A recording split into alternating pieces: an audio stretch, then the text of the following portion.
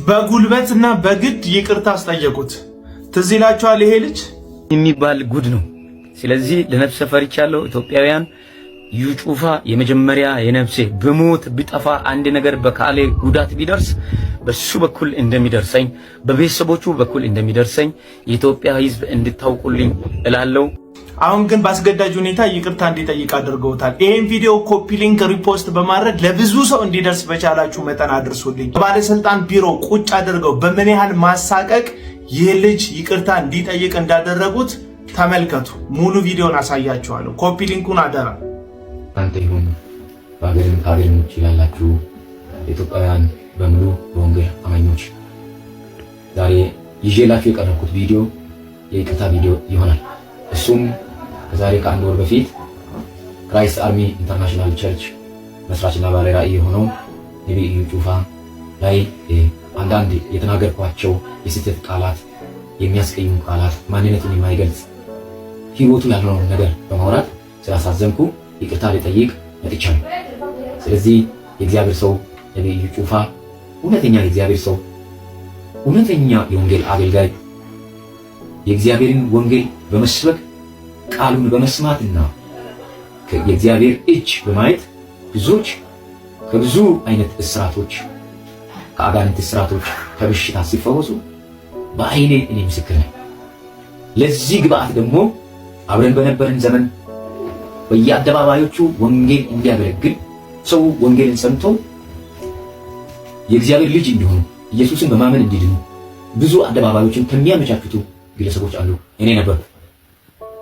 ዛሬ በአንዳንድ ወገኖች ሐሳብና ምክር ተሳስቼ ለተናገርኩት ለጥፋት ቃላት በእግዚአብሔርና በእግዚአብሔር ፊት ይቅርታ ሊጠይቅ መጥቻለሁ።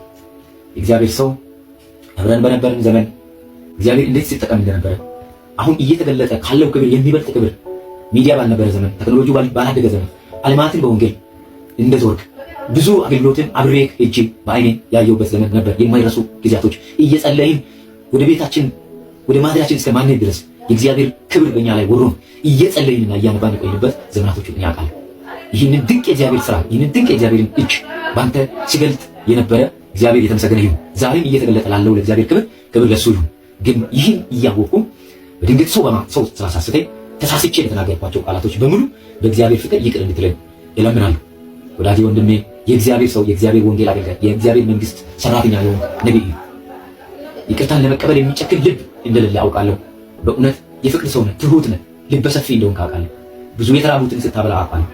በአይኔ ደሳሳ ጎጆ ውስጥ የነበሩትን ሰዎች ቢላ ሰርተህ እስከ መስጠት ድረስ ላለ ነገር ሳትነፍግ የሰጠኝ እግዚአብሔር ነው ብለህ ለሰጠው ጌታ ስትሰጥም ጭምር ይህንን ህይወትና አገልግሎትን የማይወጥነውን ነገር በመናገር እጅግ በጣም ስህተት መሆኑን አምኛለሁ፣ ተጸጽቻለሁ።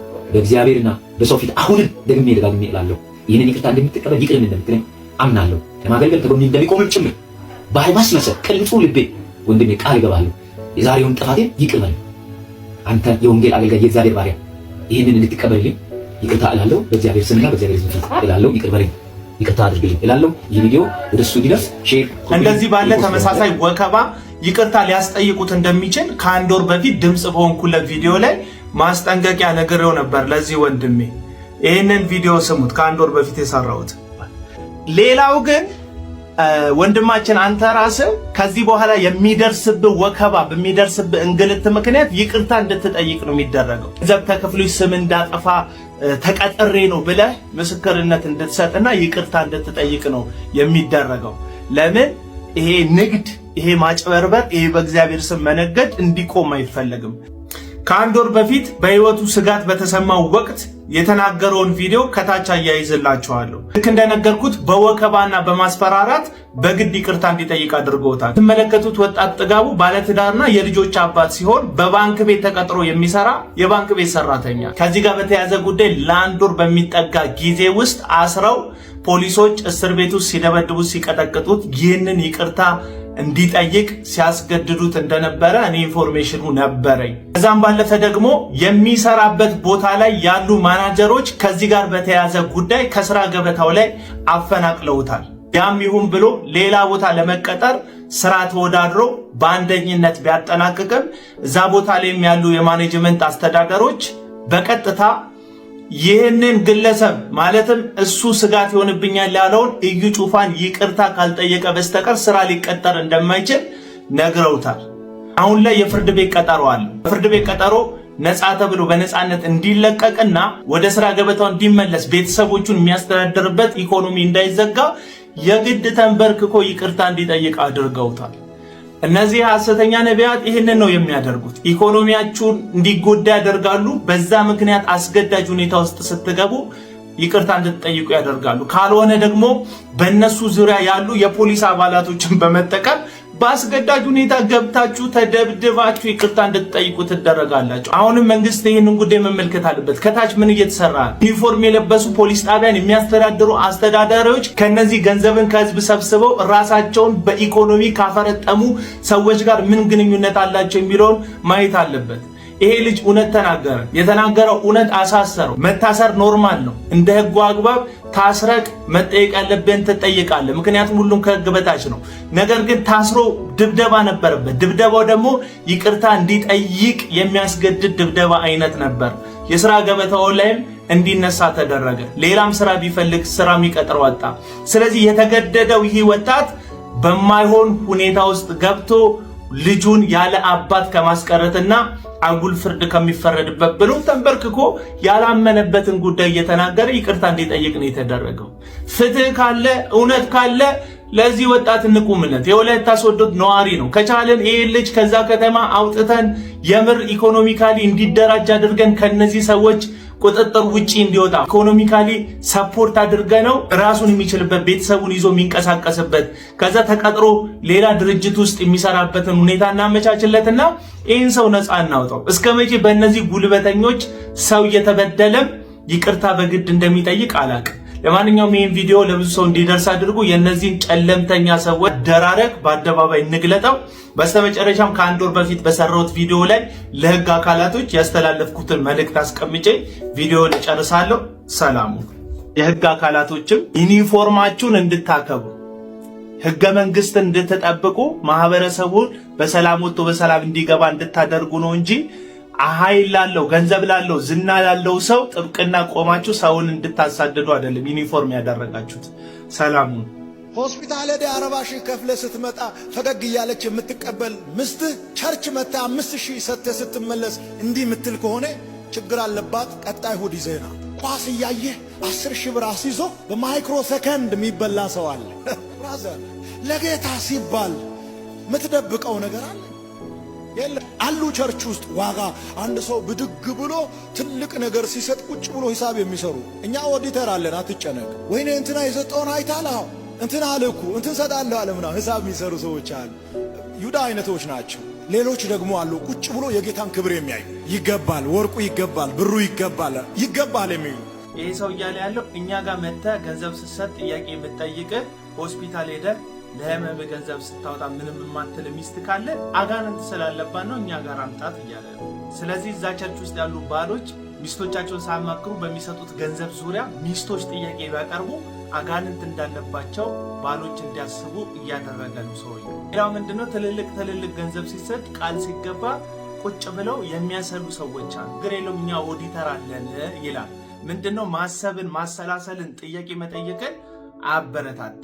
ፈረስ በዚህና በዚህ መከለያ ተደርጎለት በጎንና በጎን የሚመጣው ነገር እንዳይረብሸው ቀጥ ብሎ ፊቱን እያየ እንዲሄድ እንደሚደረጉ ሁሉ እነዚህ ሰዎች የማሰብ አድማስክ ላይ መከለያ አድርገህ እነሱ የሚሉትን ነገር ብቻ እያደረግ እንድትጓዘው የሚያደርጉ። ለዚህ ደግሞ ጥቅሶች አሏቸው። ጥቅሱን ደግሞ የሚጠቅሱት የእግዚአብሔር ቃል በተጻፈበት በዛ በትክክለኛው መንገድ ሳይሆን እነሱ ገንዘብ በሚያገኙበት በፍላጎቶቻቸው መንገድ ነው የሚሰብኩ። ጥያቄ የሚጠይቁ ሰዎችን ስም ይለጥፉባቸዋል። ይሁዳ የሚል ስም፣ ማሸማቀቂያ ማለት ነው። የማይጠይቁ የማያገናዝቡ ዝም ብለው የሚያደርጉ ሰዎች ደግሞ የጌታን ክብር የሚያዩ ሰዎች ናቸው ይላል። እነዚህ ሰዎች በቀድሞ ፍትህ ሚኒስቴር ከዛም ሰላም ሚኒስቴር አሁን ደግሞ አዲስ በተቋቋሙ በካውንስሉ በኩል ቸርች የሚል የተቋምነት ፈቃድ ያላቸው ግን ግለሰብ ሆነው በተቋም ስም የተደበቁ የእግዚአብሔርን ወንጌል የማያገለግሉ የግል ፍላጎቶቻቸውን በሚያጭበረብሯቸው ሰዎች አቅምና ገንዘብ የሚያሳኩ ግለሰቦች ናቸው። ሲጠይቁ ለግላቸው የሚጠይቁ አይመስሉም። ለቤተ ክርስቲያን ለጌታ ቤት ምናምን ይላል። የቤተ ክርስቲያን የሚባል የጌታ ቤት የሚባል የለም። በእርግጥ የምትመለከቱ ትልቅ አዳራሽ አለ፣ ቲቪ ስክሪን አለ፣ ወንበሮች፣ ማይኮች፣ ስፒከሮች፣ የሙዚቃ መሳሪያዎች ምናምን ትመለከታል። ይሄ ሁሉ ግን ጉዳዩ ቸርች እንደሆነ እያሰብክ ለግለሰቡ የግል ፍላጎትና ጥቅም ገንዘብ እንድትሰጥ ማድረግ ነው። ስትሰጥ ምንድነው የምትባለው? ለጌታ ቤት ነው የምትባለው። የጌታ ቤት ግን ነው ወይ? ጉዳዩ አይደለም። የግሉ የራሱ አዳራሽ ነው። በእርግጥ በካውንስሉ ቸርች ተብሎ ተመዝግቦለታል። በካውንስሉ ውስጥም በቦርድ አባልነት ያገለግላል። ይሄ የጊዜና የገንዘብ ኃይል የፈጠረው ጉዳይ ነው። አንተ የምትሰጠውን ነገር ሁሉ ቸርች ነው የእግዚአብሔር ቤት ነው እያልክ ነው የምታደርገው። ነገር ግን መጠየቅ የጀመርክ ጊዜ ይሁዳ ነው ስም። ነገር ግን ሚስትህን አማክረ ልስጥ ብለህ ከባልሽ ጋር የምትማከሪ ጊዜ ባልሽ ውስጥ አጋንንት እንዳለው ሚስትህ ውስጥ አጋንንት እንዳለው ነው ይሄ ሰውዬ የሚሰብክ። ለምን በኤኒ ሚንስ ገንዘብ ከእናንተ ኪስ ውስጥ ወደሱ ኮሮጆ መወርወሩ እንዲቋረጥ አይፈልግ። ችሎ ተቋም ነው፣ ወንጌል ነው፣ ለጌታ ነው የምትሰጠው ምናምን ብለው በጓሮ እንደዚህ ያለ ሆቴል ይገነባሉ። እንደዚህ ያሉ ሰዎች ወገኖች፣ ሁለተኛ ጴጥሮስ ምዕራፍ 2 ላይ እነዚህን ሐሰተኛ ነቢያቶችና አስተማሪዎችን ሲገልጻቸው ገንዘብን በመውደድ ይራቡባቸዋል ነው የሚለው። አንደኛውና ትልቁ የሐሰተኛ ነቢያት መገለጫ ገንዘብን አምላካቸው አድርገው በፍቅር መንቀሳቀሳቸው ነው። የትኛውን ቦታ ላይ ክሩሴድ ያደርጉ፣ ወንጌል ስብከት ያደርጉ፣ ትርፋቸውን አስልተው ይንቀሳቀሳሉ እንጂ የነፍሳት መዳን የሰዎች መለወጥ ምናቸውም አይደለም። ስለዚህ ወዳጆቼ ኪሳችሁን እንጂ ነፍሳችሁን ከማይፈልጉ ከሐሰተኛ ነቢያት ራሳችሁን ጠብቁ ለማለት ነው ይህን ቪዲዮ የሰራሁት። ገንዘብን ነው የሚያመልኩት። ይመቻችሁ።